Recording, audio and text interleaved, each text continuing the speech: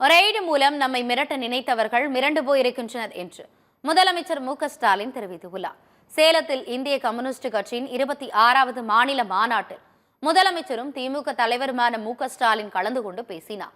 திமுக communist கட்சி இடையேயான நட்பு பலரது கண்களை உறுத்தி கொண்டு இருப்பதாகும். இந்த கூட்டணியில் பிளவு ஏற்படுத்த வேண்டும் என்றும் எதிர்க்கட்சியினரின் சதி திட்டம் பலிக்காது எனவும் கூறினார். தன்னுடைய கடமையிலிருந்து தேர்தல் ஆணையம் தவறிவிட்டதாகும். தேர்தல் ஆணையத்தை கீ கொடுத்தால் ஆடும் பொம்மையை போன்று மத்திய அரசு மாற்றிவிட்டதாகவும் விமர்சித்தார்.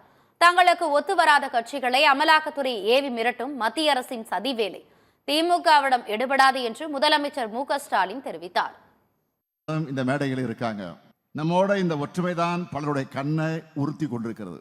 என்னடா எத்தனை சதி செஞ்சாலும் எவ்வளவு குழப்பம் ஏற்படுத்தினாலும் எப்படிப்பட்ட போலி செய்திகள் எல்லாம் பரப்புனாலும் இவங்கெல்லாம் ஒற்றுமையா இருக்கிறாங்களன்னு வாயில வயிற்றுல அடிச்சுக்கிறதோட புலம்பிக்கிட்டு இருக்கிறாங்க. அமலாக்கத்துறையை வச்சு தங்களுக்கு ஒத்து வராத எதிர்க்கட்சிகளை மிரட்டுவாங்கன்னு சொன்னோம்,